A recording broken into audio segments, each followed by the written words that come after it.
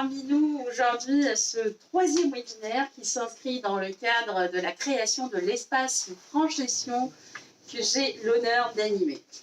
L'espace France Gestion a été créé dans un contexte, surtout dans le cadre de la réforme qui impacte les organismes de gestion agréés et dans un contexte de forte transformation numérique. Et l'objectif, c'est d'être là pour les adhérents, de répondre à vos problématiques, que vous soyez des professions libérales, des TPE, des artisans, des commerçants. Et nous reviendrons vers vous dans les tout prochains mois pour vous proposer de nouveaux services pour améliorer votre organisation et votre activité. Évidemment, cette initiative a été rejointe par l'OGA de l'île de la Réunion et de Bretagne. Aujourd'hui, pour ce webinaire, on a le plaisir de faire une thématique qui nous tenait à cœur, c'est celle de repenser le modèle économique pour assurer votre relance en 2021 dans un cadre de crise. Effectivement, la crise sanitaire qui nous a frappé de plein fouet en mars a montré l'importance, la forte importance du numérique et surtout elle a poussé à l'introduction du numérique. Mais on a vu qu'en mars 2020, les entreprises qui n'avaient pas initié leur digitalisation, elles ont été en partie bloquées, elles ont arrêté leur activité, elles n'étaient pas organisées pour faire du télétravail, elles n'étaient pas organisées pour continuer la relation client à distance. Et effectivement, ça a eu un fort impact sur l'économie en 2020. Aujourd'hui, sur ce second confinement, on voit que les entreprises, elles ont déjà pris pli, elles ont déjà eu cette expérience, en fait, elles se sont servies de cette expérience. Et c'est pour ça qu'aujourd'hui, on est là pour répondre à vos interrogations relatives au business model. Et donc, j'ai le plaisir et l'honneur d'accueillir Cyril de Grilla, qui est un expert comptable et qui est un grand spécialiste de ces questions-là, avec qui on va traiter la question de la transformation du modèle économique en 2021 pour assurer la relance dans ce contexte de crise. Cyril, merci d'être parmi nous aujourd'hui. Un grand merci à toi, Sana, également. Ça fait grand plaisir. Alors, je tiens à dire quand même, ça fait presque un an qu'on ne s'est pas vu. Tout à fait. Et donc, la joie est d'autant plus grande. Alors, même si, évidemment, on a respecté tous les gestes barrières, ça fait grand plaisir. Ça fait grand plaisir de se revoir et je suis ravi. Merci de m'avoir invité pour parler de ce sujet. Et tu le sais bien qu'il me tient à cœur. On en a déjà beaucoup parlé. Tout à fait. Donc la première question, Cyril, c'est quoi un business model? De quoi parle-t-on? Est-ce qu'on peut dégrossir déjà cette définition pour les gens qui nous regardent?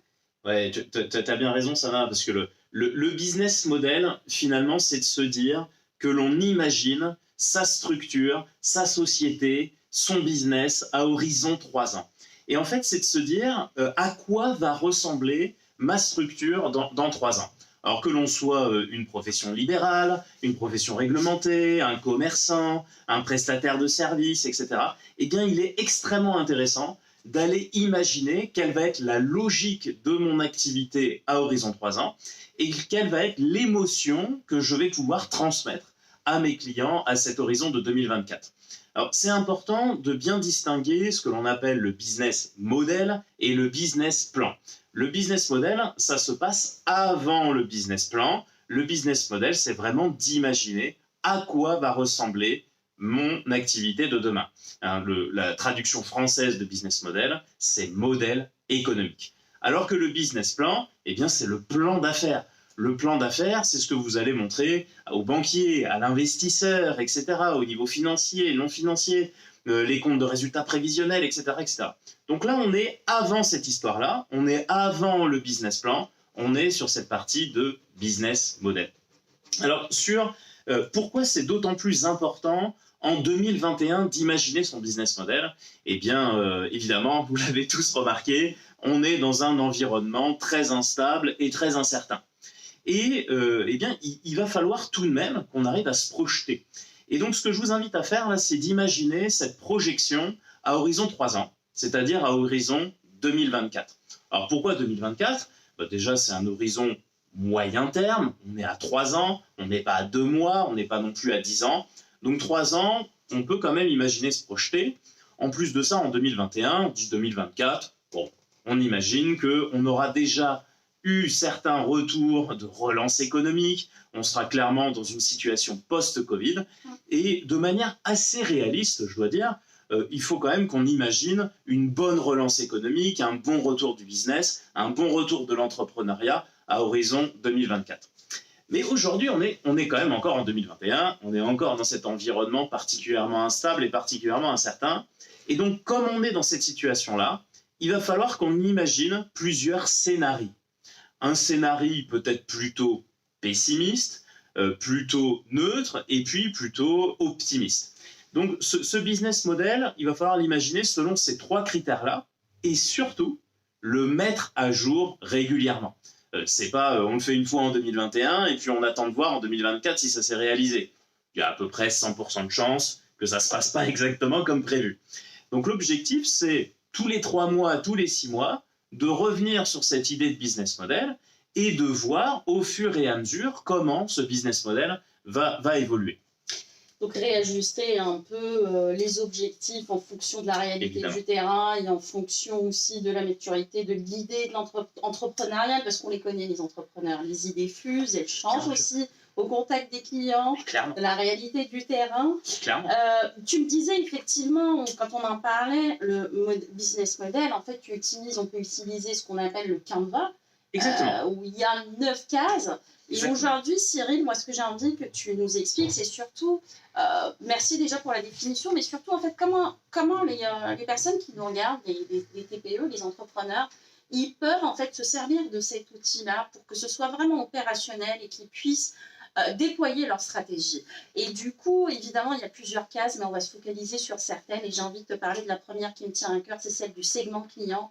Et que tu nous expliques et que tu expliques pourquoi, en fait, et quelle est l'importance de cet item-là, en fait, dans le business Canva. Ouais, bah tu as choisi pile la première case qu'il faut absolument analyser, qui est effectivement ce segment client, peut-être pour reprendre un peu de hauteur sur cette idée de business model. Ouais. Le business model, en fait, c'est un tableau avec 9 cases. Et ça s'appelle Canva, hein, comme tu disais, C-A-N-V-A-S. Hein, Canva. Canva, en fait, ça a été fait par un économiste qui s'appelle Osterwalder. Et je vous invite aussi à... On peut parler de bouquins ou de références ? Avec grand plaisir, au contraire. Okay. Vas-y, tu peux alimenter en toute documentation qui peut servir. Et puis surtout, ceux qui seront sur YouTube, vous la retrouverez en commentaire, toutes les informations que va nous donner Cyril. Bah écoute, génial. Alors j'y vais, du coup. La référence mondiale du business model, c'est Osterwalder, qui a fait un bouquin qui s'appelle Business Model Génération. Je vous invite à le regarder. Alors, le bouquin est un peu ancien, hein. Il a une dizaine d'années, donc les exemples, évidemment, sont un peu périmés. Néanmoins, regardez ce bouquin, il est hyper visuel, il est hyper sympa. Tous les entrepreneurs devraient lire Business Model Génération. Parce que la démarche, elle reste la même si les exemples sont obsolètes. Mais évidemment, on ne parle pas du Covid dans ce bouquin, c'est évident. Néanmoins, effectivement, la démarche, elle est sensiblement la même. Et vous avez un site internet également, qui s'appelle Strategizer, qui permet de récupérer des modèles de business model Canva. Vous pouvez les faire en ligne, etc. etc. Donc c'est vraiment intéressant. Donc, pour revenir sur le premier point, effectivement, de segment client. Segment client, c'est le premier point, c'est le point d'entrée finalement du business model. C'est de se dire, mais ça va être qui mon client ? Quel va être le client ? Alors le client ou le patient, évidemment, hein, je dis client au sens très large. Quel va être le client ? Est-ce que ça va être un particulier ? Est-ce que ça va être un professionnel ? Donc là, on est dans le fameux B2B, B2C. Est-ce qu'on va pouvoir définir un secteur d'activité, une typologie de clients particulière ? Et puis, peut-être un peu plus précisément pour tous ceux éventuellement qui sont dans les prestations de services. Est-ce que dans les prestations de services, ça va être plutôt un particulier, une petite entreprise, une TPE, une PME ? Et est-ce que vos propres clients ont pour objectif de se développer de manière très locale, dans la ville, dans un centre-ville, au niveau régional, national, voire même au niveau international ? Et c'est intéressant, en 2021, de se dire quel est le segment du client qui est intéressant pour vous à horizon 2024. C'est aussi une occasion, on va parler entre guillemets de monde d'après, de nouveau monde, eh bien c'est de se dire c'est quoi le client qui est vraiment intéressant pour nous à horizon 2024. Ça n'empêche pas qu'on ait d'autres clients par ailleurs. Moi, par exemple, j'ai pas mal de commerçants, j'ai beaucoup de e-commerçants, des prestataires de services, etc. Ça n'empêche pas, évidemment, en tant que professionnel libéral, d'avoir tout un tas de secteurs d'activité. Et sauf que le fait de segmenter sa clientèle, ça va permettre en fait de pouvoir peut-être mieux communiquer, mieux cibler, mieux faire une proposition d'offre, enfin voilà, une segmentation bien précise. Et donc voilà, et puis les cibles, c'est ça. Exactement. C'est que le fait de bien segmenter le client a ensuite un impact direct sur l'ensemble des 8 autres cases du business model. Et tu pointes évidemment sur la proposition de valeur ensuite. Tout à fait. Qui était la deuxième question que je voulais te poser? Ah, tu vois. Comment, à partir des segments clients, et quelle proposition de valeur de client, et pourquoi en fait cette case-là, elle est importante, et comment la remplir surtout? Comment la remplir? Parce qu'en fait, la proposition de valeur, c'est une fois qu'on a défini le segment client, une fois qu'on s'est dit, bah voilà, quelle est ma typologie de client, et bien ensuite, on va dire quelle est la valeur que je vais apporter à ce client. Et là, la question, elle est assez simple, c'est quel est le problème et quelle est la solution à ce problème? À quel problème je dois répondre et comment je vais y répondre? Donc que l'on soit une profession libérale, un commerçant, un prestataire, eh bien c'est de vraiment imaginer pourquoi le client vient nous voir et comment je vais pouvoir y répondre.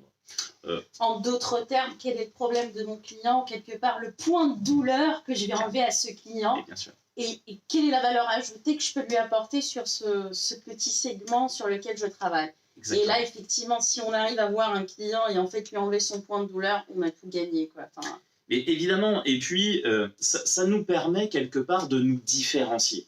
Là je reviens sur la notion de l'expert comptable, que je connais bien évidemment, puisque c'est mon domaine. On a à peu près 20 000 experts comptables en France. On est tous sauf des concurrents, hein, ça c'est clair. On est soumis à de la confraternité, mais c'est pas que des éléments de langage. La confraternité avec Sana, par exemple, on est tous les deux confrères et on travaille ensemble. On est tous sauf des concurrents et c'est extrêmement intéressant. Et je pense que cette logique-là, elle est extrêmement intéressante aussi pour tous les métiers que vous faites aujourd'hui. On n'a pas véritablement de concurrents, on a des confrères, des partenaires avec qui on travaille. Et ce qui fait la différence et ce qui fait la valeur de nos cabinets, de nos structures, de nos business, de nos entreprises, eh bien, c'est justement à quelle mission on va répondre. Chaque entreprise, chaque cabinet, chaque structure est différente puisque on va apporter une proposition de valeur particulière et qui fait sens par rapport à nous. Voilà, qui fait sens par rapport à nous, par rapport à ce que je sais faire, par rapport aux besoins clients, c'est ça? Exactement. Et alors, du coup, j'arrive à la question suivante. Comment? Via quel canot? Ouais. Pourquoi faut-il repenser les canaux aujourd'hui en 2021? Puis on avait aussi un petit échange tout à l'heure, c'est que vu qu'aujourd'hui on est en train de parler d'une stratégie à horizon 3 ans, donc on se positionne en 2024, alors est-ce qu'en 2024 je dois me focaliser sur un canal digital et laisser le physique, ou revenir au physique parce qu'on en a tous marre du digital? Quelle est ta solution, Cyril? Eh bien, je vais répondre un peu à la Suisse. J'ai envie de te dire un peu les deux. Un peu les deux en même temps. Alors, peut-être pour reprendre une idée un peu de contexte. Un peu de contexte à ça, c'est qu'en 2020, on a clairement délaissé le canal de vente qui est le canal physique. Que l'on soit évidemment commerçant, que l'on soit restaurateur, etc. Et même les prestataires de services, j'ai envie de dire les activités de bureau. Toutes ces activités-là ont délaissé quelque part le physique vis-à-vis évidemment du digital, le développement digital, etc. Et le vrai enjeu de 2021, c'est de redonner du sens à ce qui se passe en physique, de redonner une expérience client dans ce qui se passe dans l'environnement physique. Alors cette expérience client, évidemment, ça va être dans la boutique, dans le restaurant, etc. Mais pas que. C'est aussi dans les bureaux, pour que les collaborateurs, les équipes, elles reviennent aussi dans un environnement présentiel. Et quelle est l'expérience client? Quelle est l'expérience du collaborateur? Quelle est l'expérience des équipes? Et tout ça, ça fait partie effectivement des canaux de distribution. Et donc on en arrive à 2021 vers 2024 à une stratégie qui est une stratégie marketing qui s'appelle la stratégie Phygital. La stratégie Phygital, c'est un peu une stratégie hybride de physique et de digital en même temps. Et c'est encore plus précis que ça. Le Phygital, c'est de se dire qu'on va aller dans le 100% digital, on va aller au maximum de ce que l'on peut dans le digital, et ensuite, on redonne du sens au physique. Et ce qui est intéressant là, en 2021, c'est qu'on a déjà fait cette première étape de 2020, en 2020 de 100% digital. 100% digital avec le click and collect des commerçants. 100% digital avec les récupérations des plats, etc. dans les restaurants. 100% digital dans les professions, notamment les professions médicales qui ont fait un bond extraordinaire au niveau de l'e-santé. Également dans le digital pour tout ce qui est prestataire de services, notamment expert comptable. Donc là, on en arrive à l'étape 2 du Phygital, c'est de redonner du sens au physique tout en gardant justement toutes ces qualités du digital. En gros, c'est comme si on avait la même expérience client en boutique, la remettre en digital et en physique et avoir exactement la même chose en fait. Exactement. Que j'aille sur Internet pour acheter chez mon commerçant préféré ou que j'aille chez lui, il faut que je retrouve la même expérience quelque part aussi. La même expérience, voire même encore meilleure dans un environnement physique. D'accord. C'est ça qui est important. Ouais. C'est ça qui est important puisque quelque part, le fait d'aller sur Internet, d'aller acheter sur Internet, c'est hyper pratique, c'est hyper simple. Le dimanche à 2h du matin, quand on en a marre et que, bah tiens, hop, on va peut-être regarder sur des plateformes pour acheter un truc. Bah oui, mais alors du coup, le physique, à quoi il sert? Donc le physique nécessite d'avoir une expérience, justement, en tant que client, à l'intérieur, justement, de ces boutiques. D'accord. Oui, puisqu'il y a eu une bonne expérience, la corrélation entre les deux, en fait, elle est importante pour qu'il y ait aussi une bonne expérience au niveau digital. Exactement. D'accord.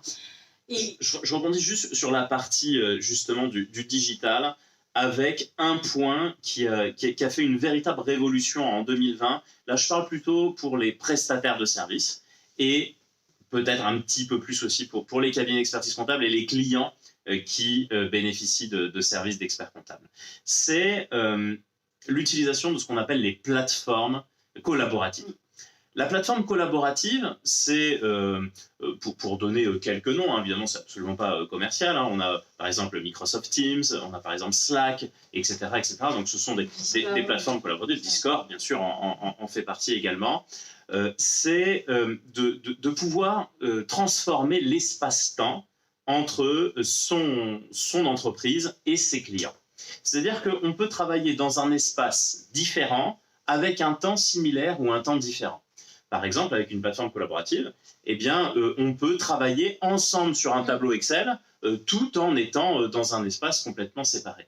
On peut travailler dans un temps complètement différent, le dimanche à 2h du matin, alors que vous, en tant qu'entrepreneur, évidemment, vous n'êtes pas forcément ouvert le dimanche à 2h du matin. Donc cet effet de plateforme collaborative qui a un effet de temps réel, de réponse 24 heures sur 24, etc., il est hyper intéressant. Et donc dans cet esprit digital, c'est d'améliorer l'expérience client quand la boutique est ouverte.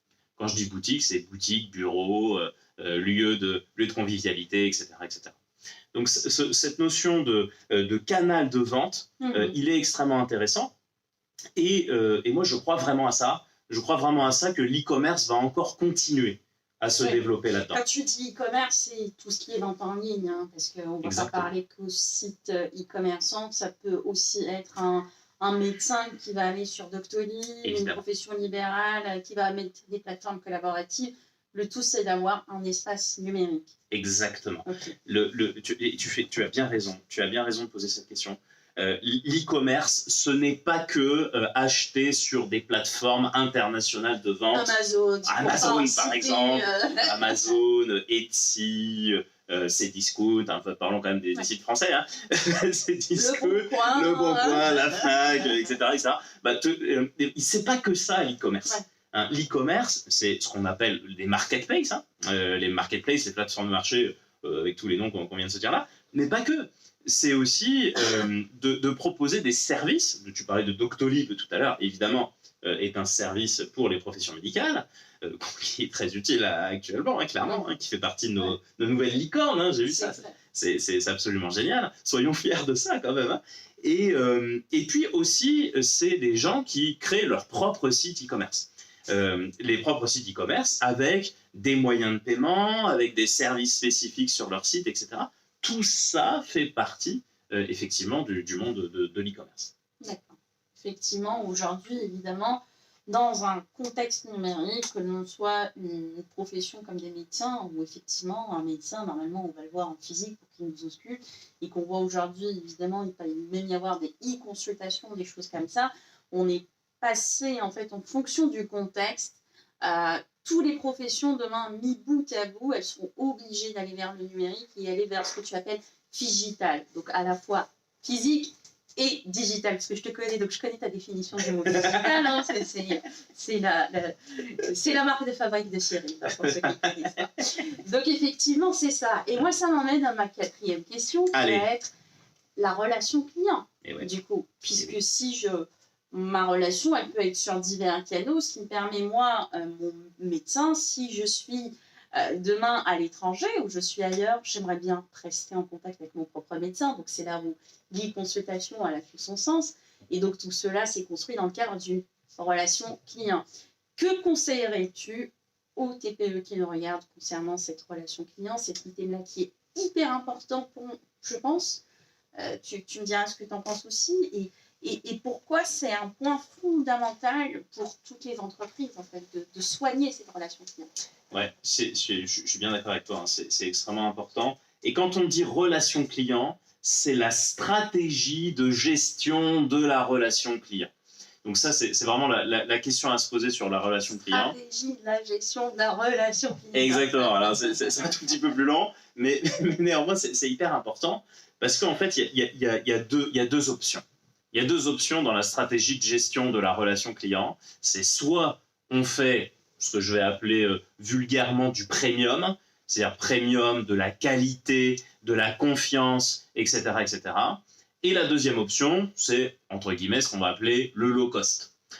Quand on est dans une stratégie entrepreneuriale, clairement, je pense que tu vas être d'accord avec moi, on est clairement dans la situation numéro 1, situation de gestion premium, de gestion de la qualité, du respect du client, du respect des questions qu'ils vont pouvoir poser. Moi, en tant qu'expert comptable, c'est d'une évidence absolue d'être dans une logique de qualité, de confiance, en lien évidemment avec ma déontologie, l'autre déontologie de la profession. On est clairement dans cette situation premium. J'aimerais néanmoins parler très rapidement du low cost. Attention dans cette stratégie low cost, et je parle aussi à vous en tant qu'entrepreneur qui utilisez des services potentiellement low cost. Il y a vraiment plusieurs gammes de low cost. Et je vais prendre deux gammes complètement différentes. Le low cost d'une compagnie aérienne et le low cost d'un cabinet d'expertise comptable. Le low cost d'une compagnie aérienne, il y a à peu près 100% de chances que vous arriviez à bon port. Parce qu'il y a quand même le minimum du service. Alors qu'un low cost de cabinet d'expertise comptable, eh bien c'est comme si on laissait la personne lambda prendre le contrôle de l'avion. Donc vous voyez que la différence, elle est réellement majeure. Donc faisons vraiment attention à cette stratégie low cost. Et le business model de 2024, c'est clairement un business de qualité, un business de confiance, un business de relation client, un business qui donne du sens à ce que l'on fait. Donc après, c'est mon point de vue, évidemment, hein, mais allons clairement sur cette stratégie de qualité plutôt que vendre la prestation sans réelle valeur ajoutée. Ouais. Non, surtout, je suis d'accord avec toi, surtout qu'aujourd'hui, sur le marché, on voit bien, c'est pour ça qu'on voulait qu'on parle de la relation client, c'est parce que les comportements en fait, des consommateurs a beaucoup changé. Et aujourd'hui, ils attendent vraiment à ce qu'il y ait du sens, comme tu en parles. Il faut qu'il y ait du sens dans ce qu'on entreprend, il faut qu'il y ait un véritable apport. Et évidemment, on est aussi dans un monde totalement ouvert où tout le monde en fait communique sur les réseaux sociaux. Donc effectivement, une entreprise, elle a sa réputation, il y a tous ces sujets-là qui comptent. Donc effectivement, si on dit qu'on fait du low cost, mais qu'effectivement après, ton exemple il était pertinent et qu'après, à la fin, au final, je me rends compte que c'est moi qui dois piloter l'avion, alors que je ne sais pas piloter l'avion, donc je vais me cracher. Donc, ce n'était pas mon objectif. Et effectivement, quand on regarde ces deux frictions-là, on se dit, bah, qu'est-ce que je vais choisir? Et c'est avec ça où le client, demain, moi d'ailleurs, quand je vais aller vers un nouveau fournisseur, je regarde régulièrement sur les réseaux sociaux ou je googlise en fait le nom pour voir un petit peu la réputation, puisque demain, ça va devenir important. Et ça, c'est là où tu dis, faites de la qualité, parce qu'on ne peut plus mentir. On est dans un monde où tout se sait, où il y a des notations, où les clients vont aller mettre des commentaires, même si on ne les autorise pas sur notre site, ils iront le faire sur des groupes fermés, privés, sur lesquels on ne saura pas quoi dire. Donc, je te remercie pour ce que tu viens de dire, parce que c'est vraiment très, très important. Et du coup, je t'ai relancé sur un autre sujet. Et bien sûr, tu m'amènes à ce point-là qui est essentiel. Tu parlais de la réputation, et quand on est en réputation en ligne, on parle de e-réputation. Et quand on parle de e-réputation, évidemment, on parle des réseaux sociaux. Et les réseaux sociaux, peu importe l'activité que l'on fait, c'est quelque chose qui est extrêmement intéressant et dans plein de domaines différents. C'est intéressant pour des prospects. C'est intéressant pour des prospects puisqu'on s'est dit que notre différenciation, eh bien, c'est notre manière de travailler. Et donc, si on communique sur notre manière de travailler, sur les qualités de travail que l'on fait, eh bien, le prospect, potentiellement, entre choisir une personne A, une personne B, une personne C, eh bien, va vous choisir vous, parce qu'il a vu sur les réseaux sociaux que vous avez des valeurs, que vous avez un mode de travail de qualité, etc., etc., etc. Donc, les réseaux sociaux, premièrement, pour les prospects, c'est intéressant pour se faire un avis. La deuxième chose, c'est pour les clients que vous avez déjà, pour votre base de clientèle que vous avez déjà, que vous soyez évidemment prestataire, commerçant, restaurant, etc. Eh bien, le client vous voit, entend vos valeurs, se rassure aussi par rapport aux valeurs que vous avez, et puis se dit, bah tiens, c'est vrai, je ne connaissais pas cette valeur, je ne connaissais pas cette prestation, je ne connaissais pas ce nouveau service dans cette boutique, etc. Et donc, grâce aux réseaux sociaux, va être informé et aura envie de venir dans votre structure. Le troisième point, c'est vis-à-vis des équipes. Peut-être certains d'entre vous ont des salariés, des équipes, peut-être même certains d'entre vous recherchent des collaborateurs.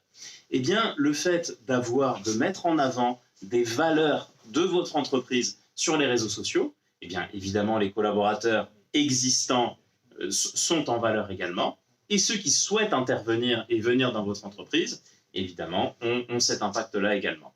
Et petite parenthèse quand même là-dessus, sur les collaborateurs et sur les valeurs, faites hyper attention de véhiculer des vraies valeurs, des valeurs véritables. On n'est pas dans le bullshit hein, quand on présente des valeurs. Si on a des valeurs et qu'on communique dessus, ce sont des vraies valeurs, puisque au bout d'un moment, ça se sent.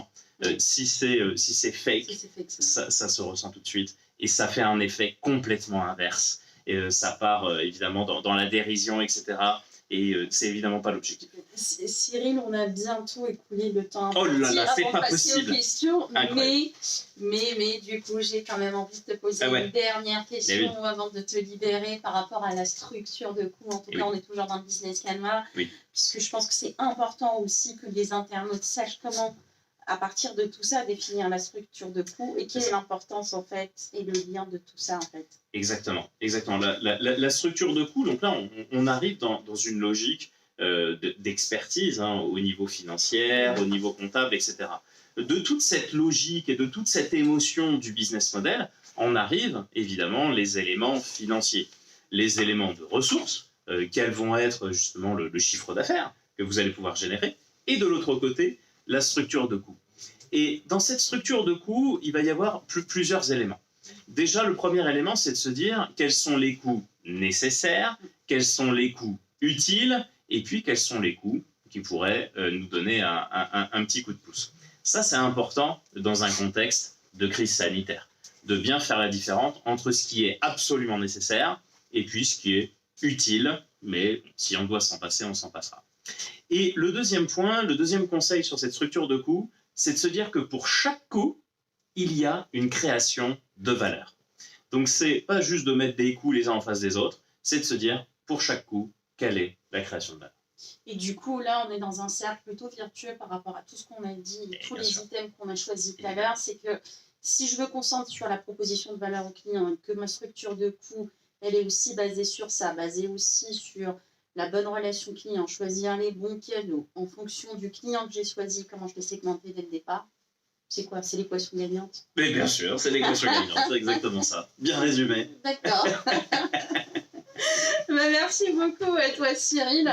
Merci à toi, Sarah. Un petit mot de la fin avant de passer peut-être aux questions. Est-ce que tu voudrais peut-être résumer ou donner peut-être un dernier conseil à ceux qui nous suivent avant de passer aux questions que Laurent va nous donner dans quelques minutes? Ouais, mon dernier conseil, c'est je crois résolument à la qualité de l'entrepreneuriat. Et je suis convaincu qu'en 2021, en 2022, en 2023, en 2024, ce rôle de l'entrepreneuriat sera d'autant plus important pour justement assurer cette relance économique. Et pour assurer cette relance économique, il est important que nous, dès 2021, dès le début de ce monde d'après, eh bien, on anticipe tout cela, on met en place son business model, on établit son prévisionnel, son business plan demain pour assurer évidemment la relance de notre économie. Merci beaucoup, Cyril. Laurent, je ne sais pas si tu as des questions comme d'habitude. Nous avons une toute petite question unique. Comment gérer l'e-réputation? Alors, comment gérer l'e-réputation? Ça se passe, j'ai envie de dire, au quotidien, l'e-réputation. Déjà, l'e-réputation, c'est un travail de longue haleine.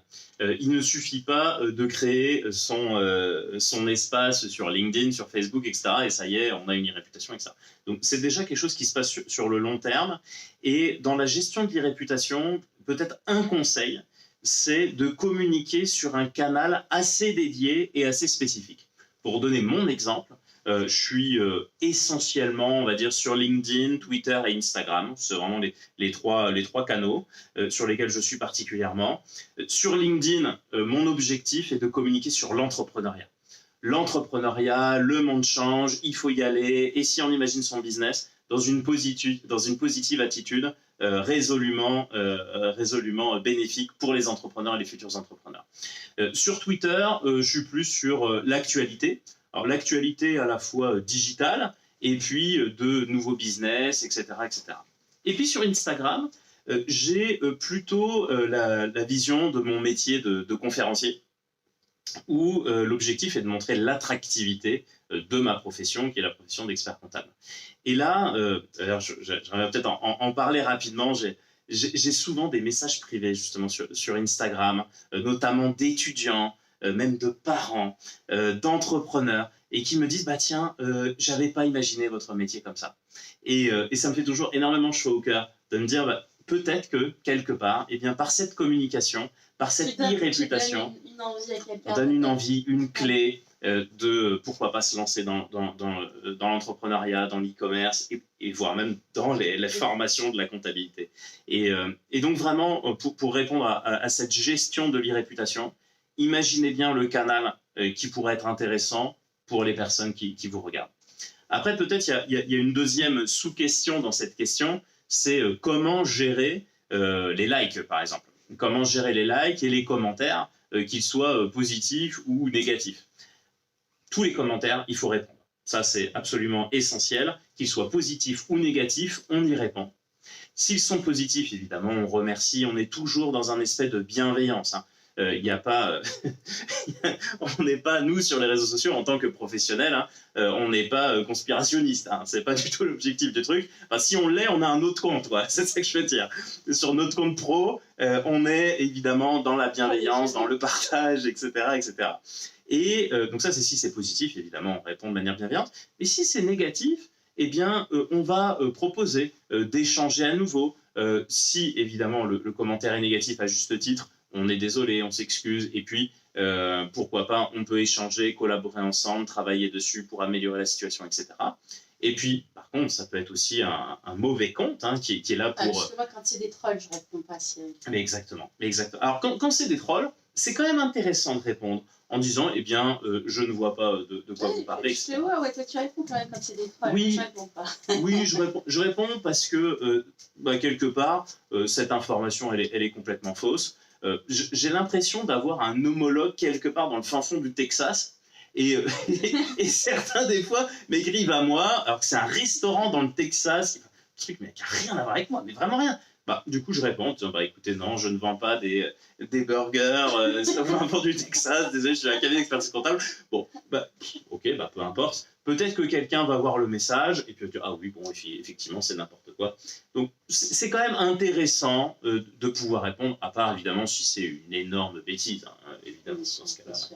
Donc voilà les quelques conseils de l'e-réputation. Merci. Donc pour aussi poursuivre l'e-réputation, normalement sur Google Alert, hein, tu me confirmeras ça, si vous voulez suivre la réputation, vous pouvez aussi mettre le nom de votre cabinet ou votre propre nom sur Google Alert qui va vous envoyer toutes les alertes pour suivre un peu ce qui se dit sur votre entreprise, s'il y a eu des choses qui ont été dites.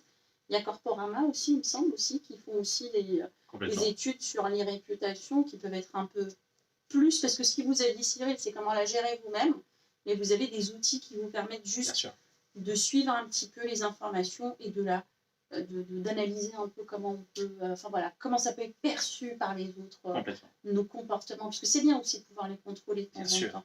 Merci Cyril. Laurent, peut-être d'autres questions?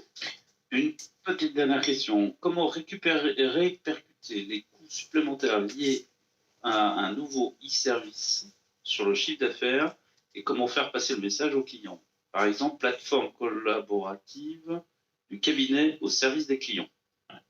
Il y a deux questions dans cette question. La première question, déjà, c'est si on est un commerçant, un artisan, etc., et que l'on développe à la fois un business physique et un business en ligne, ce qui est extrêmement important, c'est de bien séparer les deux activités en disant quelle est, entre guillemets, la marge de ce qui se passe dans la boutique physique et qu'est-ce qui est la marge quand on est dans du e-commerce. C'est important parce que, de manière générale, en e-commerce, on va diminuer sa marge. Donc ça, c'est la première question, le premier bout de question. Le deuxième bout de question, c'est quand on a un nouveau service, eh bien, comment on va faire pour le vendre finalement aux clients? Est-ce que du coup, Laurent, tu me dis, c'est un expert comptable du coup, c'est plutôt dans une activité d'expert comptable? J'ai l'impression que c'est l'expert comptable. J'ai l'impression que c'est la question, c'est l'expert comptable qui demande comment faire facturer le service collaboratif à ses clients. C'est ça? S'il utilise un service collaboratif. J'ai l'impression aussi. Moi, je vais peut-être juste répondre 2 secondes avant de te laisser et tu compléteras parce que je sais que c'est aussi ta spécialité. Mais moi, ce que j'ai envie de dire à cet expert comptable, c'est que normalement, quand qu'on soit commerçant ou expert comptable et qu'on rajoute des services additionnels, et tu l'as dit à très juste titre, ce sont des services autres qui ont un coût.